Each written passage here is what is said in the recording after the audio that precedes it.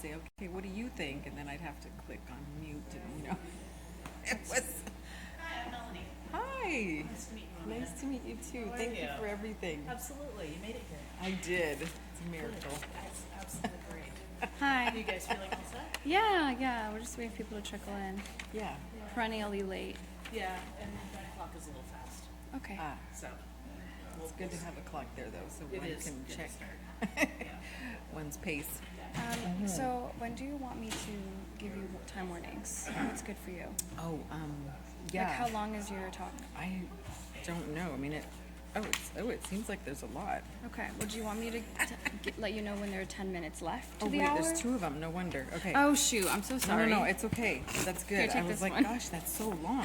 You're like, wait, I wrote 15 pages. Is everything there? Okay, good. My bad. No. I'm so happy you got that. Do you want me to let you know when there are 10 minutes left to the hour? 15. 15? Okay, so I will just like wait, like do that. Okay. Great. Oh, wait, this one has my note, what I just wrote. Oh, shoot. All right.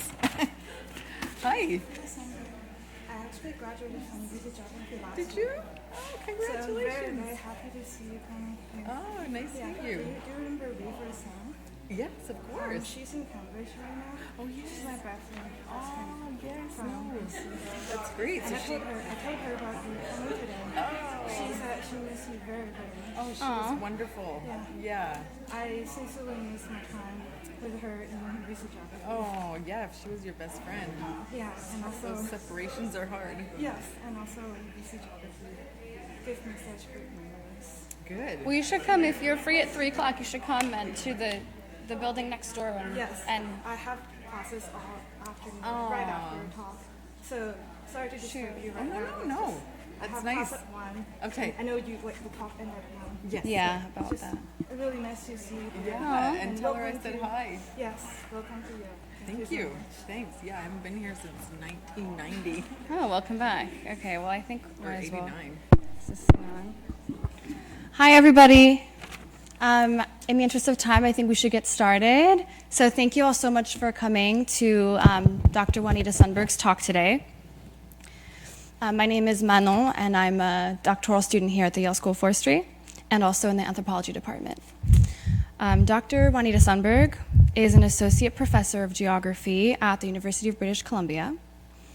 Her work speaks across and through many disciplines, including, but not limited to, feminist political ecology, critical race theory, posthumanism, Latin American studies, science and technology studies, of course, human geography, and there are others too. Dr. Sundberg's work has long explored the fraught politics of US-Mexico borderlands for humans and non-humans alike. Through a multi-species lens, she illuminates the discourses and practices that link environmental conservation, border security, and US militarization. Speaking to our current geopolitical and environmental climate, Dr. Sundberg's work expands what it means to study and understand landscapes and reminds us of the political urgency of environmentalism in the Anthropocene. So please join me in welcoming her to Yale School of Forestry.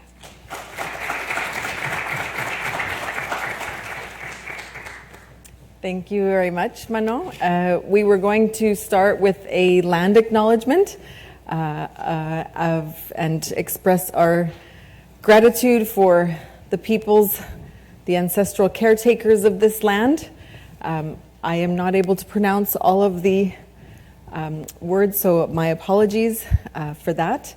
But it is my hope that the work that we do here today does honor to the legacy of the ancestral caretakers of this land and supports their struggles for self-determination.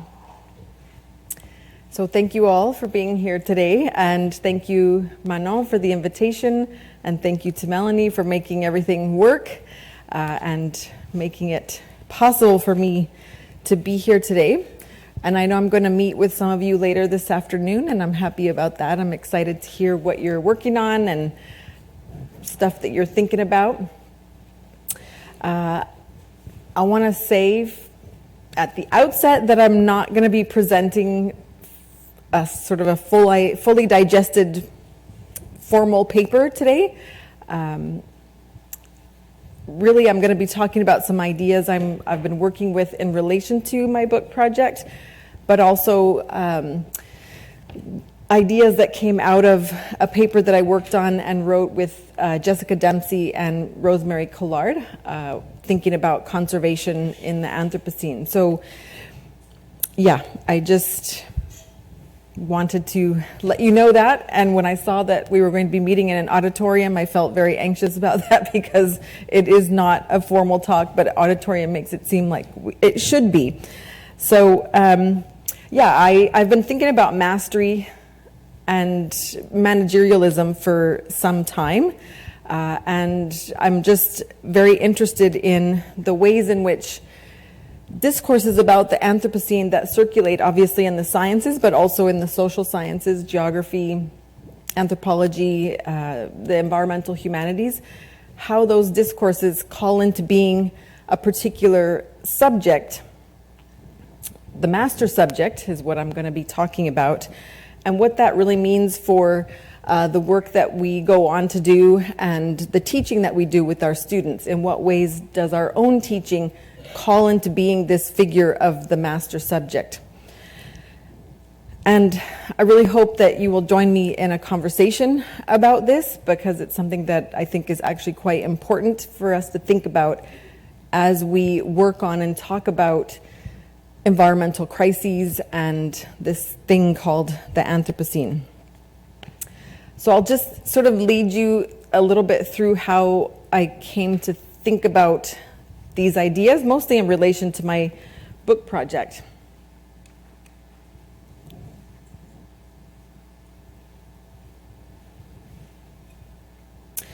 In her recent book called Unthinking Mastery, Julietta Singh worries about the persistence of mastery as embodied in the master subject. And she argues that mastery is ingrained in the fabric of modern thought, subjectivity, and politics. And she suggests that the qualities and ambitions of colonial mastery seem to persist, even in the work of movements for decolonization, especially if and when those movements attempt to rebuild the subject of the human in and through that figure of the human that's handed down through the legacy of colonialism and through the sort of political philosophy of that underpins colonialism. And for me, I guess, in addressing this issue of mastery, this concept of mastery, this subject of mastery, is urgent for us today. And this is precisely because it is the figure of mastery, the human figured as the master subject, that is driving us towards the crises that we talk about so much in places like this: extinction, extractivism, climate change, and the extreme forms of inequality and precarity that constitute our contemporary world. To echo Singh, I am interested in mastery not as something to be overcome, because she argues it's not something we just do away with just because we want to, but rather as an inheritance that we might yet survive.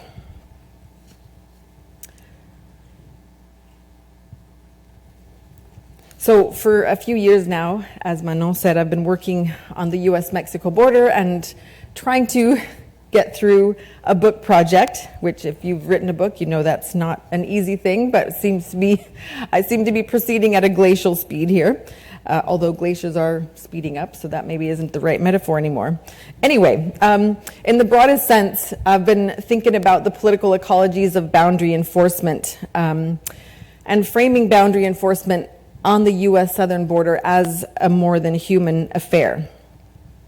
And that means that I'm interested in how assemblages of more than humans constitute, inflect, and also reconfigure the everyday practices of boundary enforcement.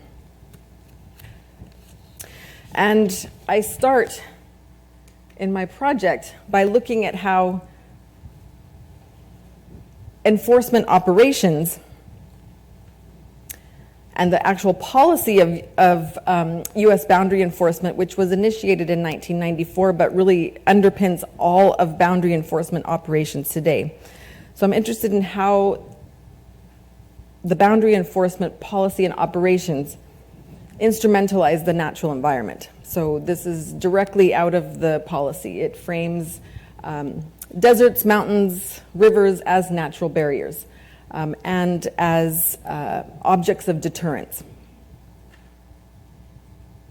And I guess my concern is this process of instrumentalizing these natural landscapes in order to achieve this goal of deterrence.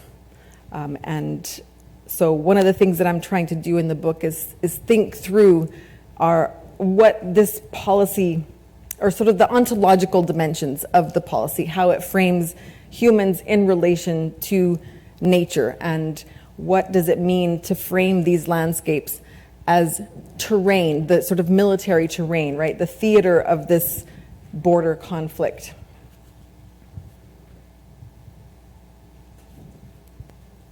And particularly the Sonoran Desert, because it's framed as, again, as a natural barrier, but this is because the sort of properties of the desert are considered to be dangerous and inherently hostile. And of course, they are dangerous to people who are not prepared to walk through the landscape for 3 or 4 days, right? But this means that the government policy depends upon people dying in order to frame this landscape as a deterrent, because the fact that there are deaths means that other people potentially will be deterred in order to save their own lives. And of course, as a political ecologist, I'm thinking that there's nothing inherent, right, to the desert that causes people to die. Of course, it is the policy and the way it has been framed and the way that people have been situated in relation to this political and ecological landscape that causes migrants who wish to enter the U.S. through the border to perish. And partially this is because of the geopolitical formation of borderlands over the past, well, since maybe the early 19th century. And 40% of the lands on the border are actually designated as federal lands. So that's quite considerable if you think about it. It's a 19,000-mile border. And there's national parks and wildlife refuges and national forests and also tribal lands, which of course are not actually the indigenous people don't have sovereignty over those territories. They're actually held in trust by the US government. And so of course this means that there is not a lot of infrastructure, right? There's not a lot of human infrastructure in those landscapes. In any case, the project that I'm working on tries to kind of contest this instrumentalization of border landscapes to reduce these other than human assemblages as mere objects of geopolitical calculation or instruments of death is to suggest that they are actually nothing else, right? They require no further analysis. And those kinds of assumptions are very prominent amongst governments, that's no surprise, our government, but also amongst a lot of the social movements on the border that are advocating for migrant rights. They kind of mobilize this notion of the desert as an instrument of death. And to counter this understanding and this framing of the natural environment, my goal is to sort of attend to what is in excess of human calculation and control in the daily practices of boundary enforcement. So the ways in which the natural environment has many qualities, properties, and through assemblages, happenings that people can't control. And I could go on and give examples, but I'm not going to because that's not the point of this talk. Just wanted to take you to where I am going here. To try to think through this instrumentalization of the natural environment and what that means on an ontological level, but also then in terms of our material relations with nature, I turned to Val Plumwood, feminist environmental philosopher. I don't know if folks read Val Plumwood. Anybody? Amazing work. She's passed, no longer with us, but if you're interested, I would highly recommend her work.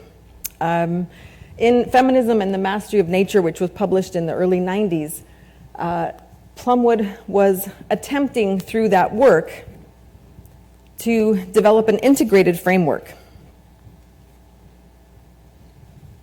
to critique both human domination of other humans, but also human domination of nature, and to try to understand the linkages between those forms of oppression. And she argued that nature was really missing from feminist theories of liberation, and actually anti-racist theories of liberation as well. She hoped by including nature to contribute to more complete understanding of domination and colonization. And for her, feminist theory and feminist philosophy is absolutely crucial to this endeavor, precisely because of the ways in which reason, human capacity for reason, has been situated as superior to nature, right? So many of you are familiar with this dualism, reason, nature, or human nature, right? So this figure of the rational human, or the man of reason, is one who is constituted as transcendent of nature and natural needs, desires, etc. One who has achieved dominion over nature. So that figure is constituted in relation to its domination and control over nature. And the reason feminism is important here is because, as many of you likely know, reason has been framed historically as masculine, as the capacity of the masculine realm.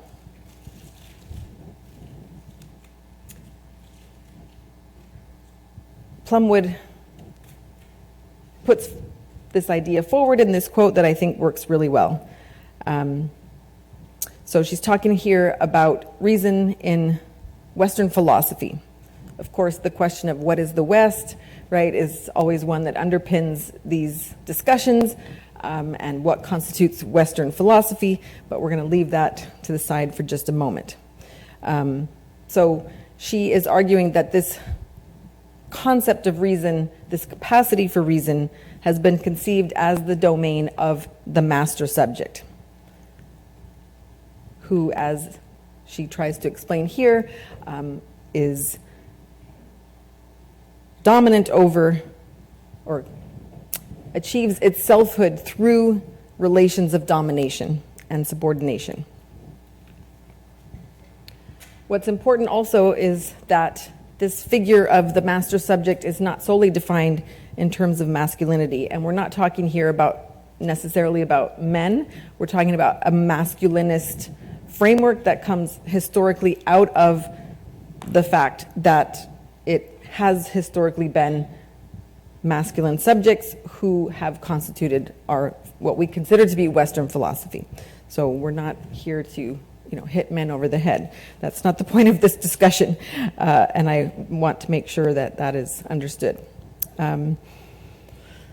She argues that this man of reason is constituted through multiple exclusions, but also denials, right? So the master subject is masculine, not feminine, white, not racialized, in the words of this kind of thinking. Self-described as rational, not mired in the needs of the body or the emotional needs. Civilized, not primitive. Developed, not underdeveloped or undeveloped, right? And dominant over nature, not controlled by nature. So in this framing, the master subject casts those humans that he deems as being controlled by nature or controlled by the body or controlled by emotion as less than human. They don't fit into the category of the human as rational, and therefore naturally subject to domination. So in defining all others through this notion of absence or lack, the master subject constitutes himself as the norm, right, against which all others should be measured. And this is a universal norm. So at this point, you're probably wondering, okay, so what the heck, man? What, is this a lesson in Feminism 101? What does this have to do with the Anthropocene?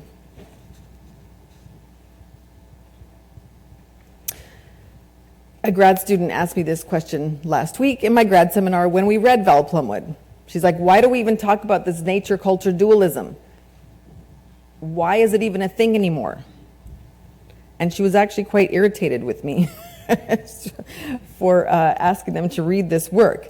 From her perspective, the environmental crisis in which we now find ourselves indicates that the human has become an agent of nature, right? So nature is no longer a part. We no longer dominate, or I guess we no longer stand separate from nature, but rather we have somehow merged with nature. I'm not sure what exactly she was expressing, but from her perspective, we don't need to talk about this dualism. It's over. But I'm not sure that's actually true in terms of the ways in which our thinking is coming out of a historical philosophical tradition that does elevate the master subject. So I'm curious to understand what happens to the master subject or the man of reason in the face of this crisis. Has the onslaught of criticism launched at the man of reason throughout this sort of decolonial era, the feminist movements, environmental movements, has this dethroned the master subject? Have we witnessed a humbling of the master subject, a destabilization, an unsettling of this figure's claim to superiority and domination? Is the Anthropocene a moment of reckoning for the master subject? These are the questions that I've been struggling with and thinking a lot about, although I haven't written them out until this moment. So I'm working through this stuff and I'm interested to hear what you think.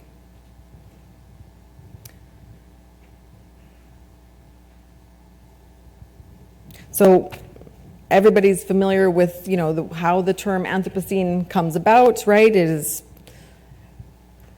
created through the root, the anthropo, which means human or man. It puts it together with scene, which is the suffix for epoch, right, and in geological time. Feminist and anti-racist scholars have questioned the use of anthropo for this concept because it comes from a Greek word for man or human, although according to some interpretations of the word, it really builds on an older form that means man, specifically not boys, women, or gods.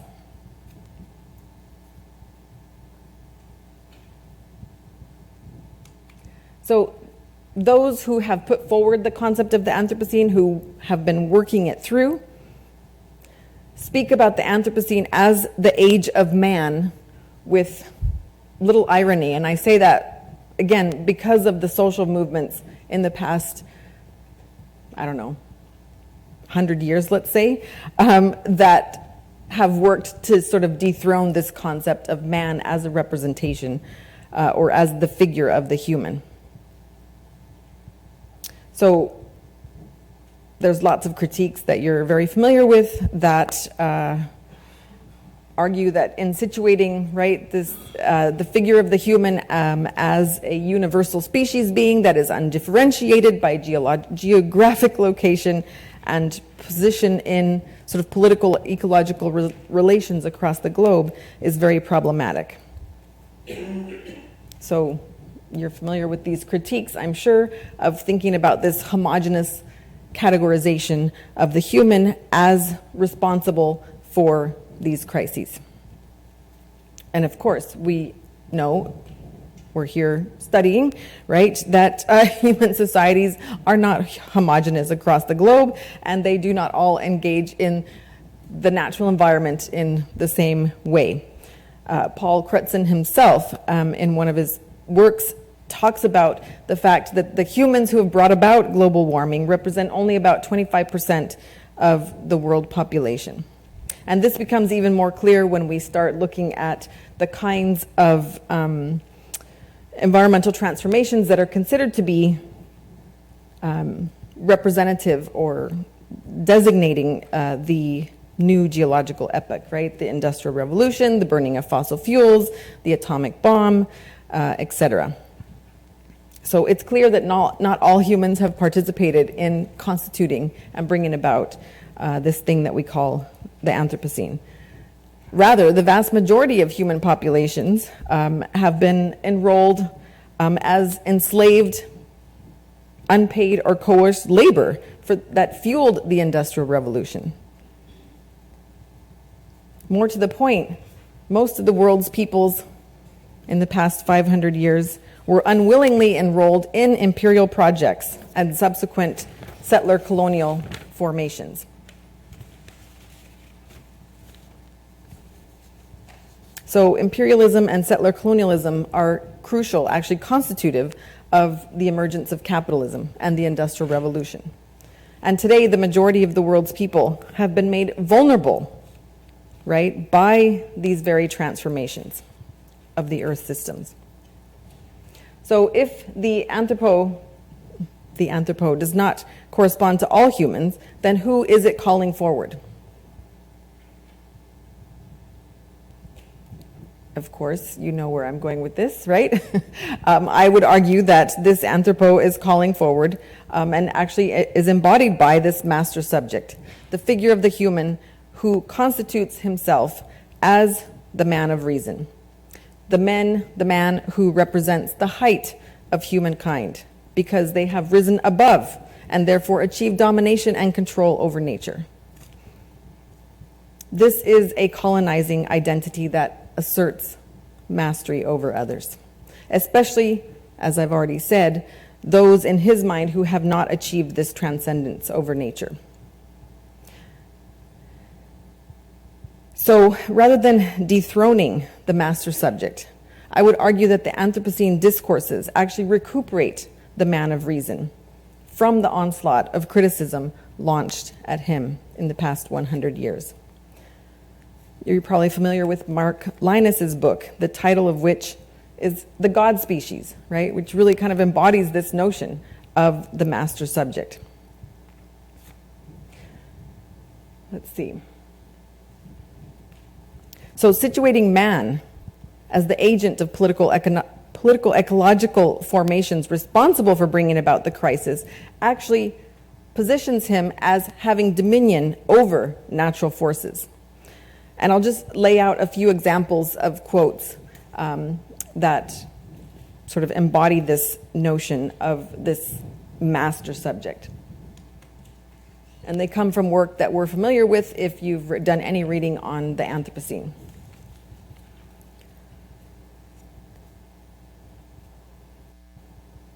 So I'll let you just look at this quote for a moment and think about how Homo sapiens is being framed here in terms of his capacities, right? We are all so powerful. We can prevent a new ice age. We can deflect meteorites and asteroids that might hit the Earth. Here's a couple more from, again, folks that you're likely familiar with. We are so adept at using energy, at manipulating the Earth. We have achieved this feat, right? Unprecedented for a single animal species. And of course, you might say, yeah, but they're accurate, right? I mean, those are things that we are trying to understand. But my point is, what kind of human is being mobilized in these discourses, and what does that mean for how we think about moving forward?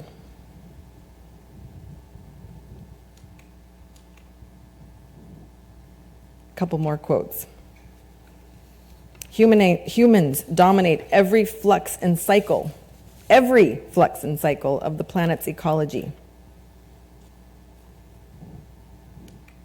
Earl Ellis, nature is gone. I guess this is what my student was talking about. Nature's gone, so why do we need to talk about the relationship between humans and nature?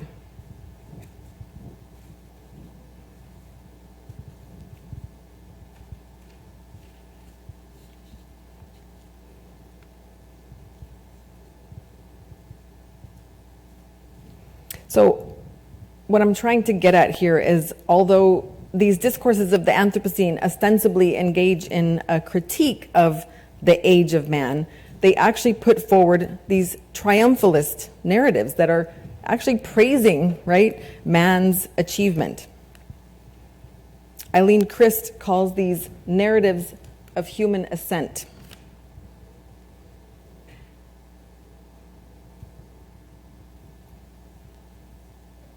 And she talks about a piece that we've already looked at,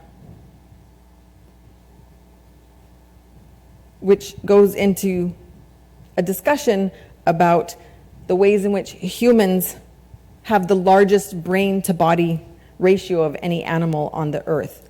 Humans have developed language, writing, and ways of accumulating knowledge.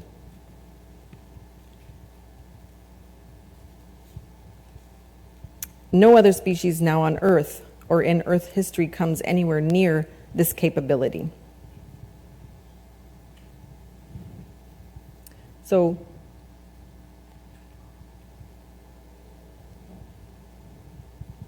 this same human that is situated as the cause of this crisis is also now being called into being, is being called upon to save the world. Another quote.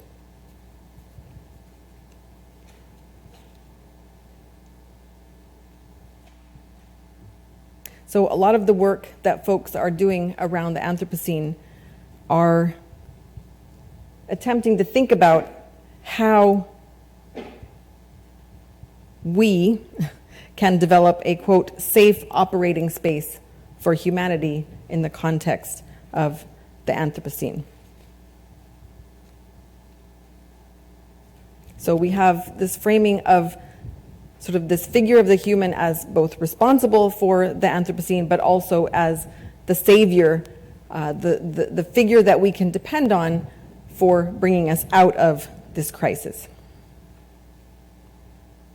And his brain-to-body ratio, right, his developments in the realm of rationality and reason entitle this figure of the master subject to epistemological hegemony, to know and therefore manage the problems facing the planet, to develop technological solutions, right, for adaptation and resilience, the infrastructure for geoengineering.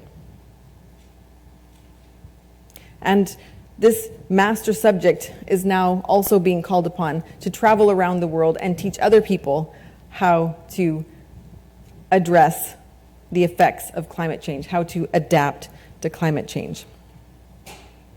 And in this context, one of the concerns that I have is the ways in which nature, the natural environment, the realm of multiple beings and creatures and processes are transformed into a series of objects. So we commonly talk about resources.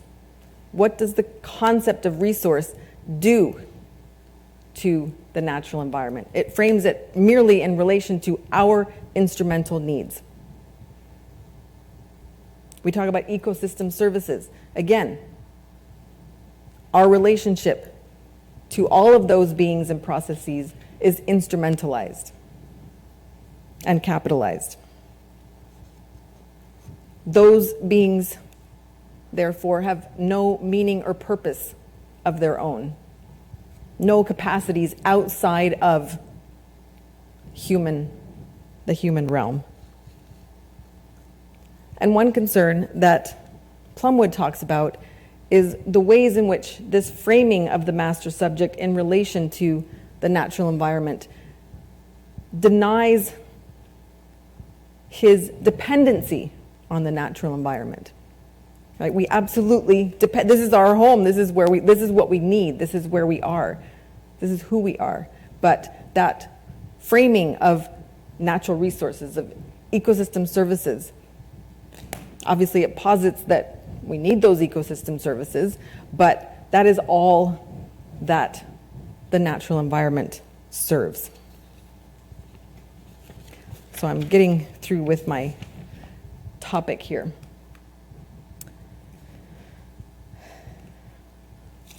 So in thinking about this kind of move to managerialism in the discourses of the Anthropocene, which I didn't go into in any great depth, but you see it constantly in the narratives of like, how are we going to address this? How are we going to geoengineer our way out of this? How are we going to manage these landscapes? How are we going to manage these ecosystem services? How are we going to control these things, right, for to create this space, right, for human flourishing? What I'm interested in thinking about is how this frames then the master subject as a kind of imperial manager, right? It's really bringing forth these narratives that are inherently colonial and, of course, were developed during the colonial era. We all know about the white man's burden, right? What I'm suggesting here is that we need to be very careful of the ways in which our narratives about helping other people adapt, about finding ways of managing, right, are not, how are those narratives calling into being this imperial manager, right, this figure of this figure of the imperial manager. And I say imperial because we have deemed ourselves the right as men of reason to go all over the world and do that kind of work, to go anywhere we wish, to do whatever it is that we think needs to be done. So Clara Colebrook, a feminist thinker, right? The Anthropocene is not only a geological declaration, but a series of diagnoses that generate imperative for the man of reason to act.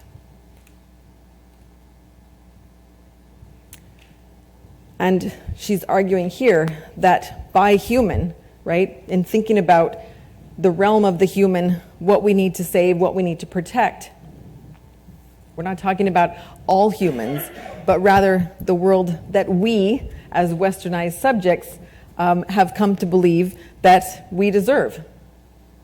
Right? So in many ways, the Anthropocene discourses actually reproduce the status quo. It's like, how are we going to keep what we have? Who is it that said it's easier to imagine the end of the world than the end of capitalism? Anybody remember? I just remember the quote, but I don't remember who said it. That's what I'm trying to think about here.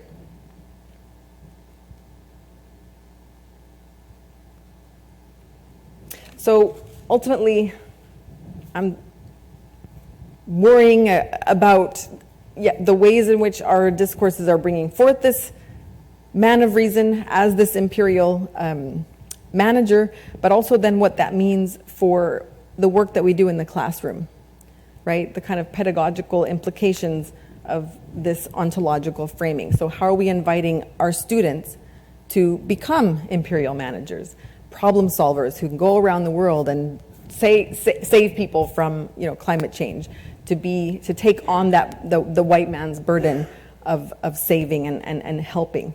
How are we sort of being called into being as this savior? What kinds of self-fashioning are being invited in these kinds of discourses? So that's what I'm thinking about, and I would love to hear what y'all are thinking about. It's kind of awkward to be standing here and having a conversation, but maybe we can. I don't know. I hope so. I would really love to hear your thoughts.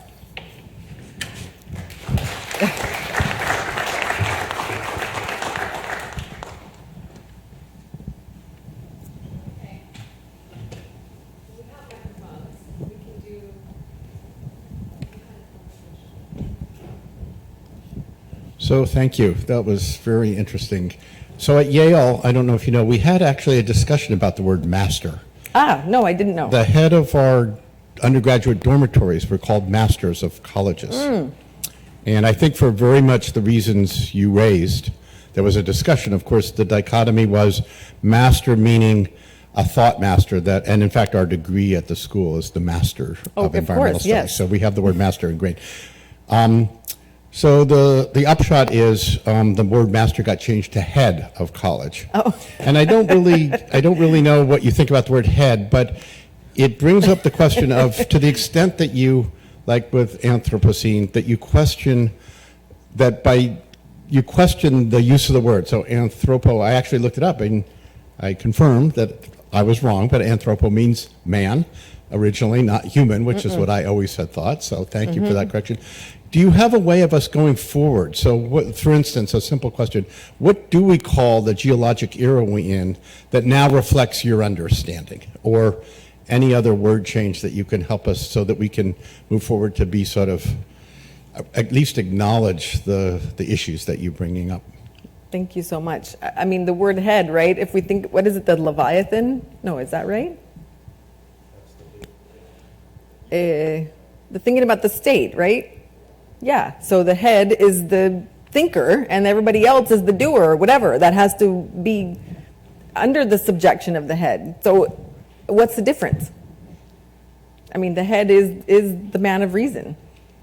I don't know, at UBC, their slogan for a while was a place of mind. It's like the body, the senses cut off, right? They changed it. We're no longer a place of mind. I don't know if there were lots of critiques or whatever. So I think head is the same, but whatever. It's not my place to decide what they call it. In terms of other names, I mean, there's lots of proposals, right, that have been put forward. Jason Moore talks about the Capitalocene. Other people talk about the Plantationocene. I mean, to me, those work better because it actually defines the processes that we're talking about, right? That, unless you believe that, we're talking about processes that started with the agricultural revolution. But of course, the agricultural revolution was not a universal thing either, right? It was a specific in specific regions through specific formations. And I think this kind of linear narrative of humanity is kind of going out of the hunter-gatherer into the agricultural and then into the industrial. It excludes the vast majority of humans on Earth. So, I don't know. I'd rather we have a term that tries to name the actual processes that we're talking about. Yeah. Thanks for your thoughts and talk. I guess a lot of natural scientists here, or I guess most natural scientists and quantitative social scientists, I would say operate from like the epistemological framework of like observationalism, like what we observe and then trying to figure out what we can't observe. How does that framework relate? Like, is there any way to avoid managerialism when we come from the world of trying to observe things and then make conclusions about things we can't observe? Yeah, I mean, I think this is a big discussion because Plumwood argues that this kind of dualism runs like runs like a fracture, down the sort of, I don't know what the other metaphor is, the, Western philosophy. So in the sort of framing of reason and nature, or human and nature, there's subject and object, right? We know that. So that the same kind of hierarchy and hyper-separation, for instance, that Plumwood talks about is how we do science. Well, not we, because I don't know how to do science, but, yeah. So, and of course, there's more and more work on the ways in which the so-called scientific revolution really comes into being in relation to colonial processes of domination. So they're tied together. How do we move forward?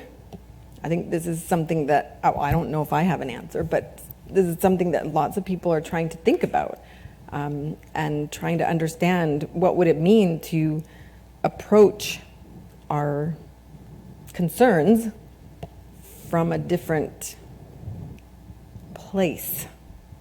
But as Julietta Singh argues, it's not just like we can't just jump over mastery and get into some kind of other thing.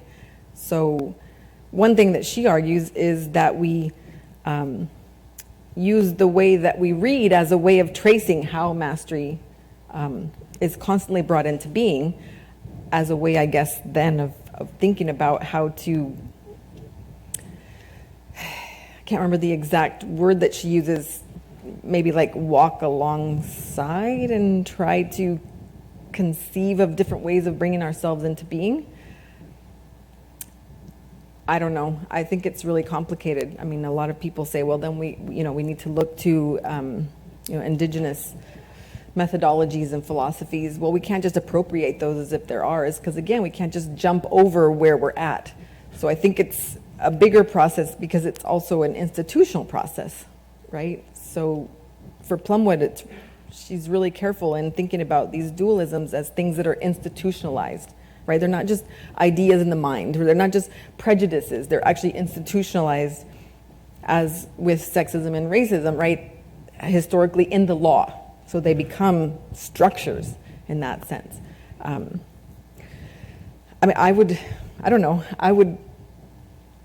what I do is just try to read feminist and indigenous theories around objectivity and thinking about what would it mean to step to the side.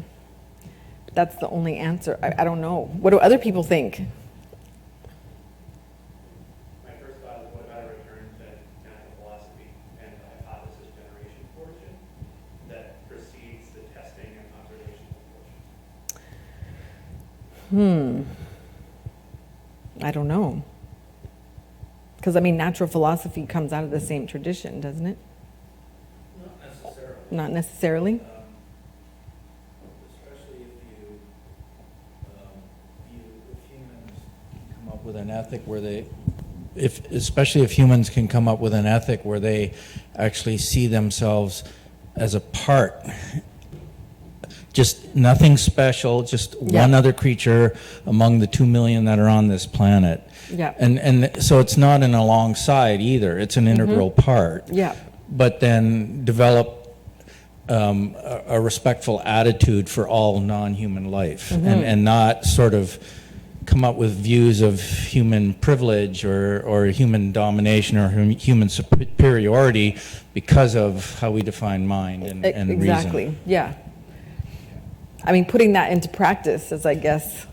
Well, that's the hard part, is that, like you say, it's institutionalized Yes. to think in a different way, and how do we overcome that? That's a huge challenge.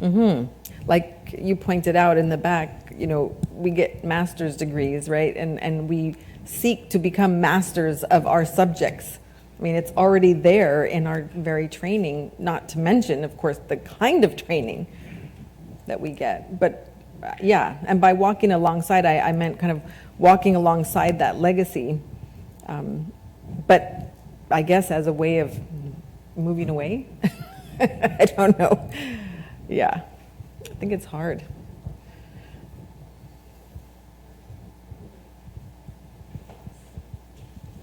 Thank you so much, Juanita. It's so nice to have space to think about these things within this school.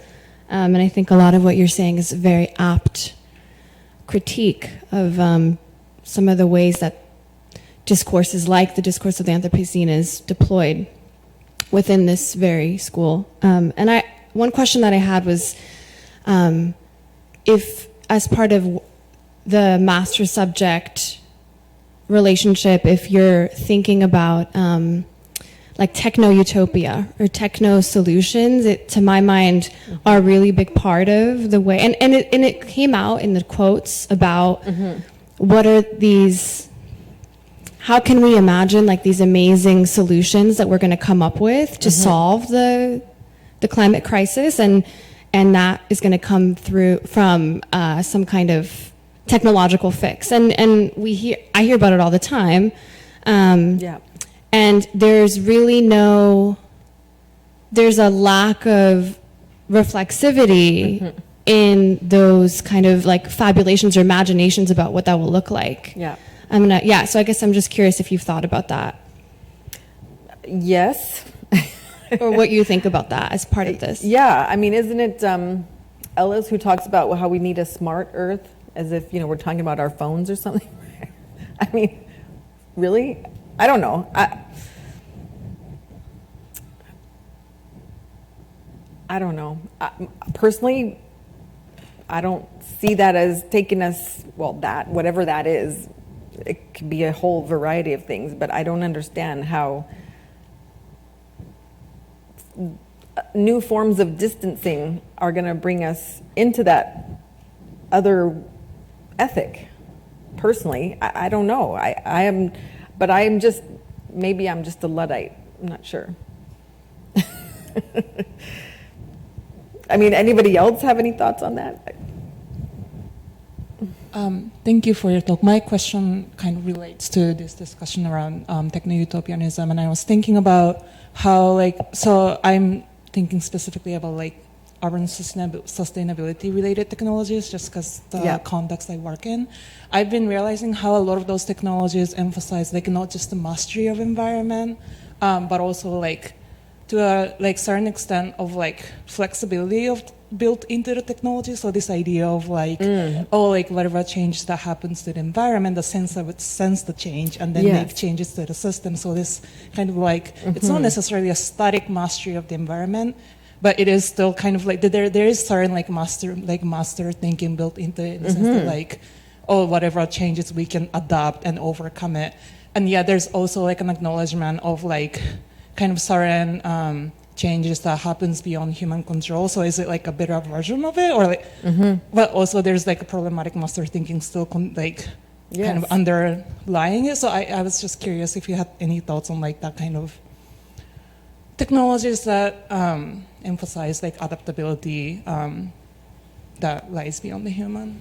I mean, I would just start by saying that utopia, right, is a concept that was developed in relation to the so-called New World, right? So it's a colonial concept of where are we going to have a new world where we can remake the world in new ways. I think that's really important to remember because it is inherently a colonizing concept. But again, in terms of I don't know. I don't know enough about technology again because I guess I'm just a bit outside of that. I don't even read papers about that because I just can't understand how is this going to be the answer? How is this going to take us to a new ethic? And I mean, some people do talk about technologies that allow one to envision themselves in different relationships, say to animals, but I don't know. But probably other people in this room have thought about that, and not that. Thanks, Victoria. That was really thought-provoking. It was interesting to me that some of the scientists that you put up there, like Will Steffen and Planetary Boundaries, come very much again from the same sort of master-subject aspect that we're scientists, we're going to tell you what to do, so you go out and fix it, policy and practice, right? So I'm an ecologist, so I'm not qualified to talk about this, but the other areas that people have really been trying to pick up in ecology is this notion of Earth citizenship, and that again, and it does pick up on indigenous and local knowledge, and by and large, what we generally see is that it fails because it's, even though people are trying, because it's really complex and it seems like you have to give up a lot. It has to give up these ideas. Intriguing to me that you were saying give up these ideas of mastery and actually just recognize that this is more complex than we can actually particularly manage and put us back in. So I'm wondering, are there concepts, frameworks in feminism, race, indigenous theories that we could use as an alternative, if that you think would be particularly compelling? Yes, I don't know all of them, but Deborah Bird Rose is a feminist environmental theorist. She's also recently passed. But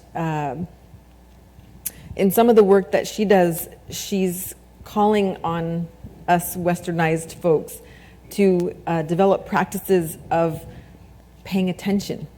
And you would actually be surprised how difficult this is. So in one of my classes, I assigned an Earth journal, 15 minutes a week of paying attention to something in the natural world. 15 minutes. Some people could not even do the assignment, even though it was going to cost them 15% of their final grade. They couldn't do it, and because you had to write a reflection afterwards.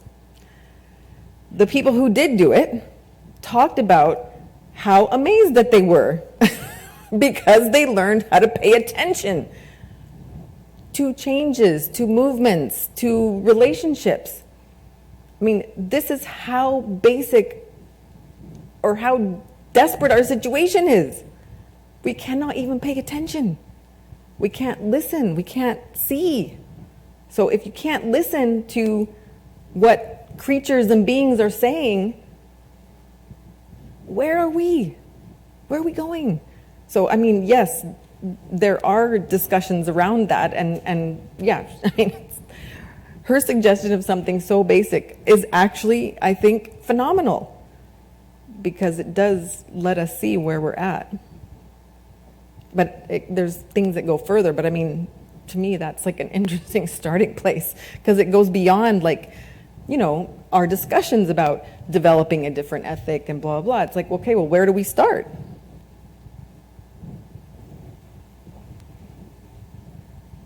Hi, thank you again for talking today. Kind of in this question period, I've started thinking about discussions that we've had here at FES, and I'm wondering how the level of urgency people feel towards the climate crisis might inhibit our ability to take the time, like what you're saying. And so I'm wondering if you have any advice on how people can start to engage in this kind of thinking while also working on what a lot of people feel like is a problem that needs to be acted on as quickly as possible. Yeah, I mean, this is hard, but I guess I would say we shouldn't universalize the sense of urgency, because whenever I go to visit my family in Texas, they don't even think there's, I mean, they don't even conceive of the climate crisis. There's no urgency. They're all about buying a new truck. I mean, there's no urgency. Obviously, people who are in positions of power and you know, some of them are interested in urgency, but then when we look at leaders, they're not actually doing anything. So where is the urgency? I don't know. But to go beyond that, I think it's really difficult. I don't know if other people have thoughts on that. I don't know. If we can't even pay attention, how are we going to solve the world's problems? Without engaging in a new form of imperialism that may actually be more detrimental than where we are at now. Yeah, sorry, I know it's time. Well, this is going to be just a short comment. It's not it won't be. Just interesting, your question on urgency and how it relates to like mastery and like perpetuating status quo. Is that actually something that we learn over at SOM in terms of like decision making? It's the School of Management, the MBA program. I'm a joint degree there. It's something that like in urgent situations with high pressure, it's actually like more convenient and expedient in political, like for political purposes, to give up power, consolidate power, have like one decision making thing. So that very much lends itself to, you know, fascism and you know, control. That's Naomi Klein's, you know, theory of disaster capitalism, right? That is precisely in those moments. I mean, if you think from a psychological perspective, if we're thinking from a position of urgency and emotional, heightened emotion, we can't actually think clearly. Wow. Well, Erica, on that truly terrifying note, thank you all so much for coming today. And if you wanted to speak more with Juanita, there's going to be coffee chat at 3:00 in Sage Lounge next door. So come by and let's thank her again. Yeah, thank you very much for your thoughts.